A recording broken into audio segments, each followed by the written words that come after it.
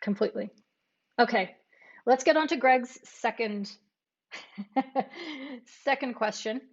I got 15 minutes. I'm staying on this one because I've been putting this off for about 3 sessions now. So this is also Greg Sarah. Big question. And he asked how to stay calm during those critical moments when a big decision needs to be made, assuming no video referral is available because none of us have video referral. We are talking like, what is it, 99th percentile and probably, I don't know, 0.3% of all matches are played with video referral. So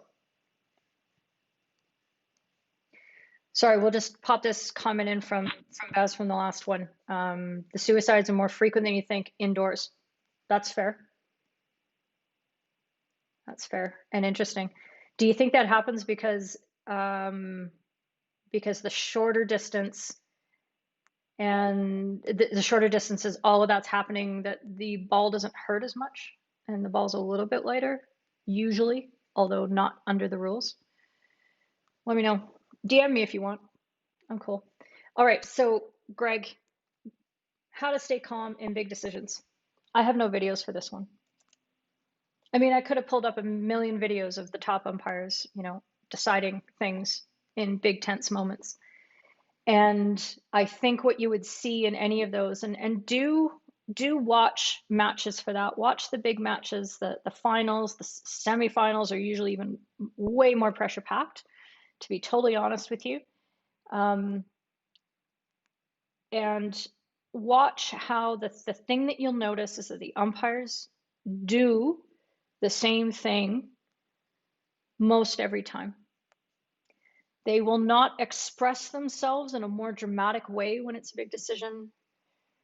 They might react in terms of their post signal routine. They might move into a different space or hold their stance in a different way in reaction to where the players are and the conversations that players might be wanting to start with them at that moment.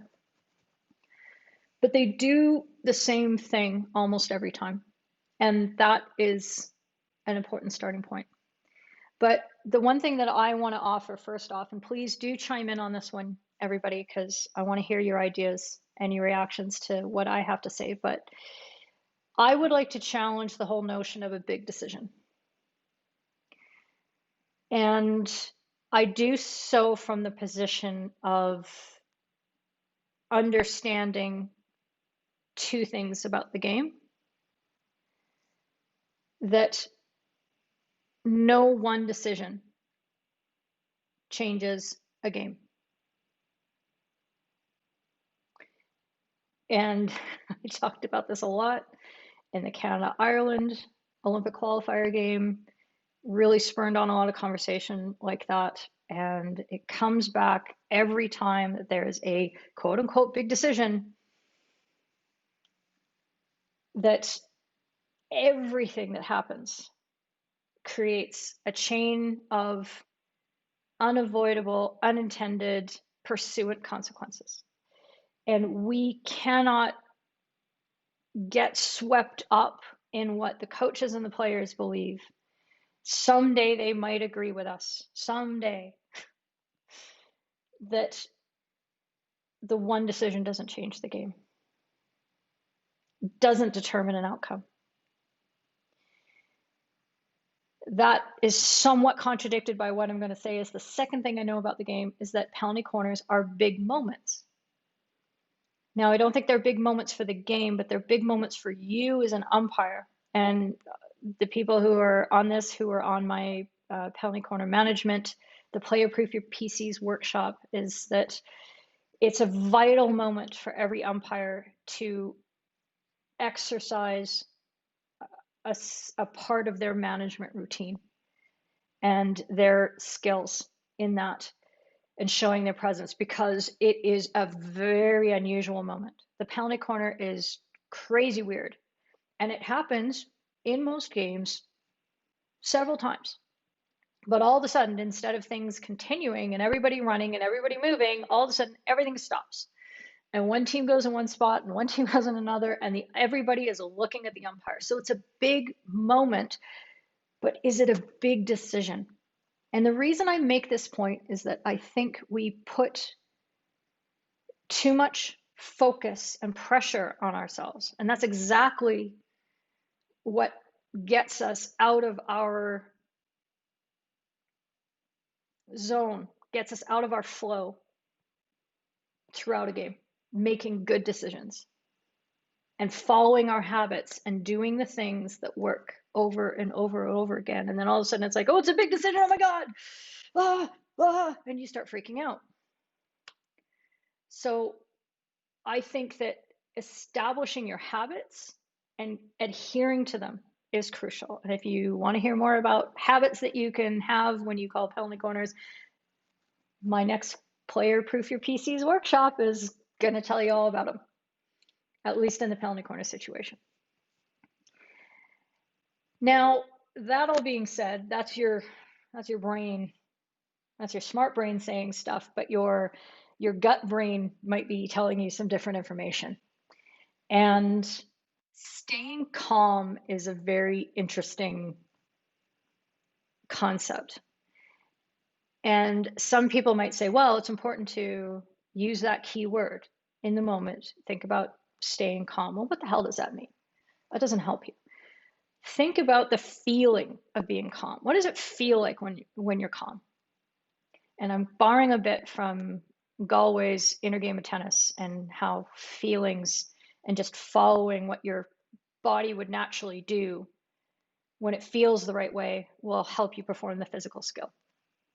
So how do you feel and what actions are you performing when you're calm? Well, you're breathing more slowly. You're breathing deeply. When you're panicked, you're puffing a little bit. And again, that's why fitness is important, because if you're puffing, it makes you feel like you're not calm. And that's why you want to be in your spot. Anyway, I digress. Breathing deeply, moving slowly. When you're calm, you are moving slowly, not with rush. So that's another good keyword instruction, is moving slowly, speaking normally, lower tone of voice. When you're excited, obviously your tone, your volume goes up. And when everybody around you is shouting, it can be remarkably effective for you to have a quieter tone of voice, because all of a sudden people have to shut up in order to hear what you have to say. Of course, that assumes that people want to hear what you have to say, which isn't always the case when you're getting an argument as an umpire, but let's assume. So those might be a few things that you latch onto as keywords and things that you think of in the moment, that this is how. Don't think about being calm, think about breathing deeply, think about moving slowly. That's why one of the main anchors, the first step of every penalty corner, is to signal and to stand still, because it forces you to move real slow, so slow you don't move. It works. Now, there are times when you can't stand still. You have to move in certain directions because of where players are, but foundationally, and it helps set you up with that calmness. Really powerful.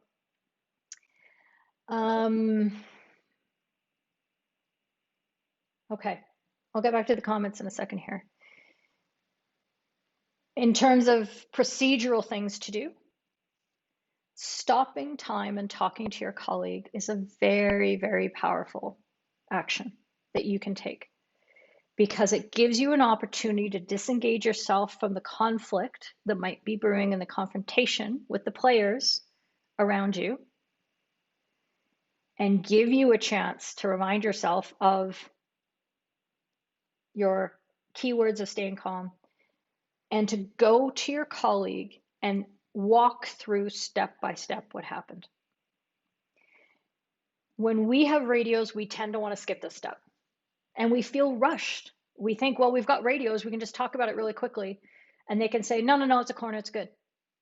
And then you signal a corner, but you're still moving fast. You're still animated, you haven't taken the time to work through it.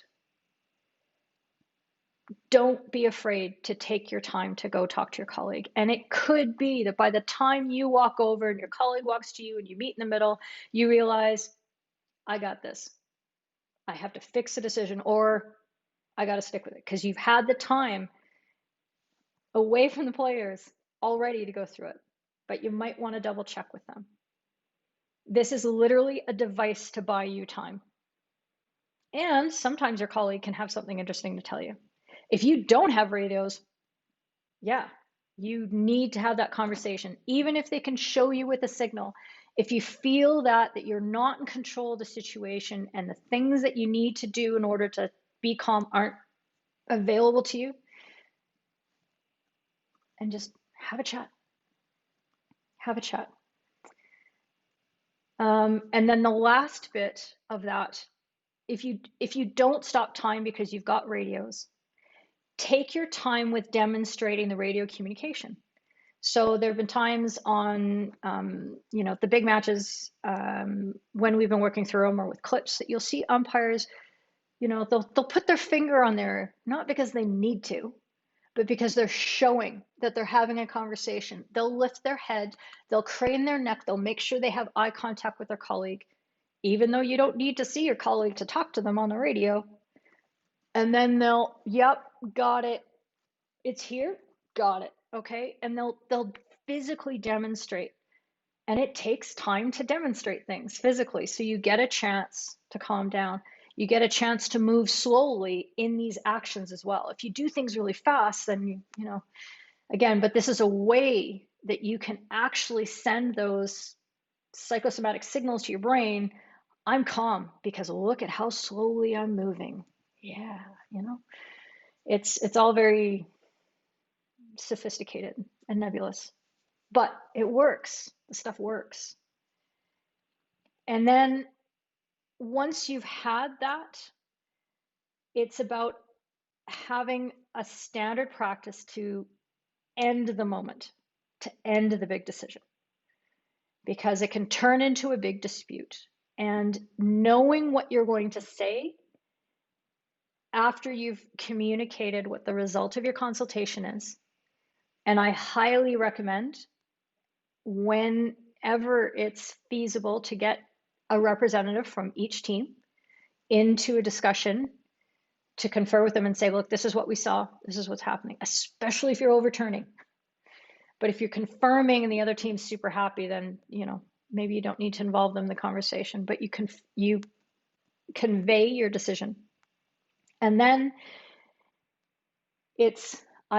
then you need to have a response or two that's canned, because you're going to be in a pressure moment here. Practice this response, practice your phrase, and it could be, mine is, I hear you, but this is what we saw. And I use the we. This is what we saw. We're going to play this out. Let's talk after the game. Okay, to get things moving on. So hopefully that gives you a few things that helps in those situations. Let's pop back.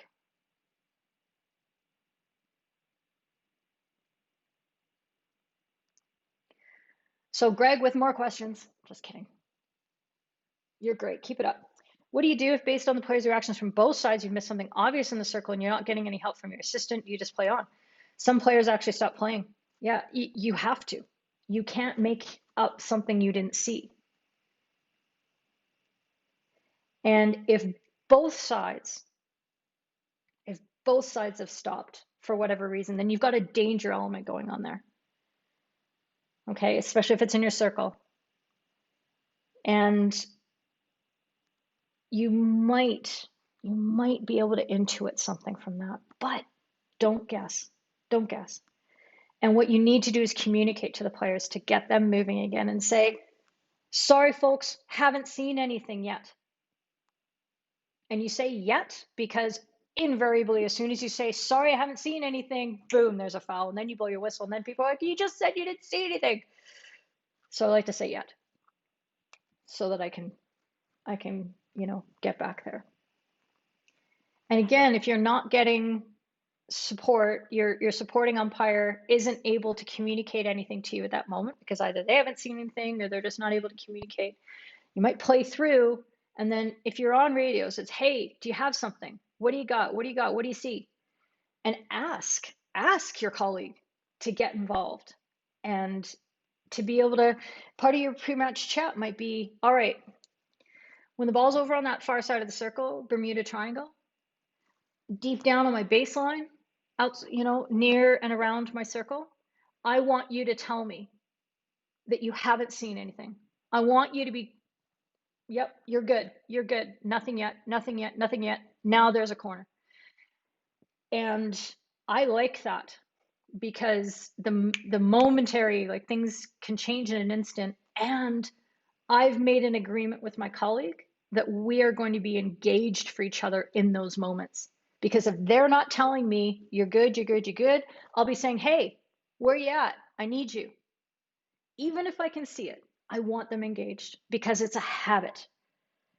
And the minute that you're not doing, if you have to consciously think about doing it, and it's not part of your regular practice, you're not going to be doing it in the big, hard, emotionally fraught moments that are big decisions, but are big moments.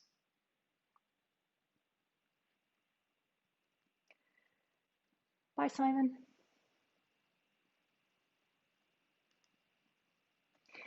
Yeah, absolutely right, Barry. You need to go through your routine when the clock isn't stopping. And when you have that routine, it should be just fine. You should be able to get through every step in the 20 or 25 seconds that it takes for defenders and attackers to get themselves set up. And you are dictating that tempo. You're bossing your corner. You're set up.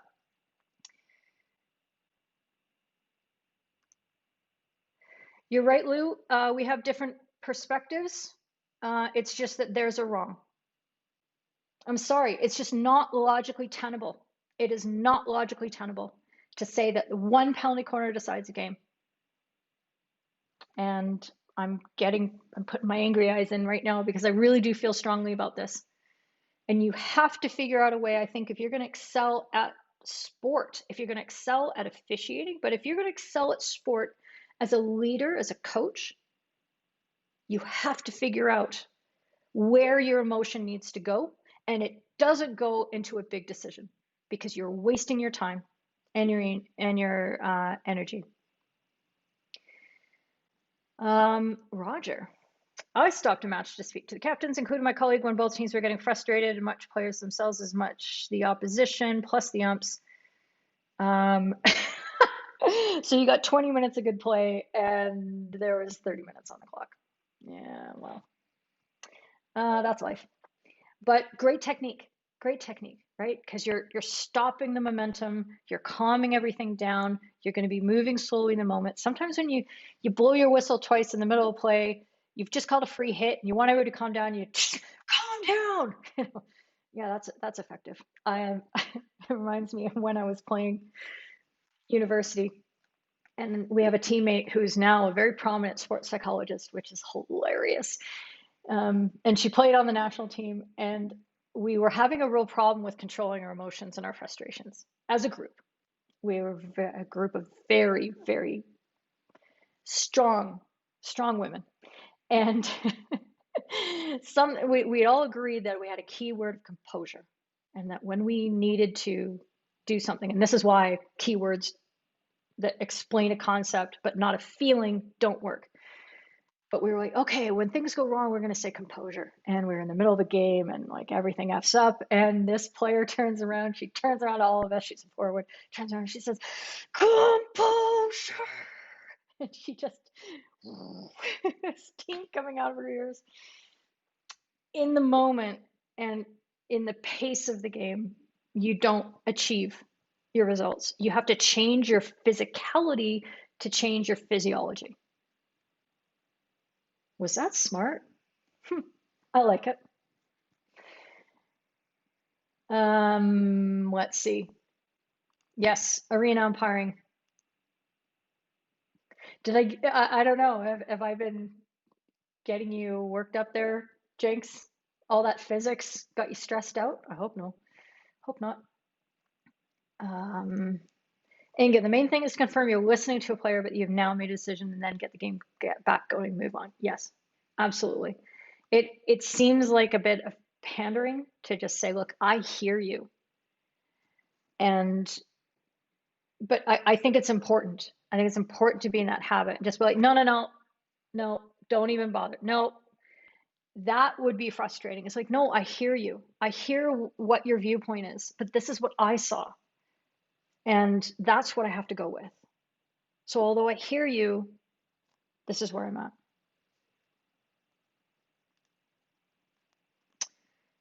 Yep, keeping it simple. Bye, Margot. You're welcome, Greg. And yeah, so I hope that gives you some things, some ideas. I'm also interested in your ideas. If there's anything that you've done that has worked for you in a game, chime in right now.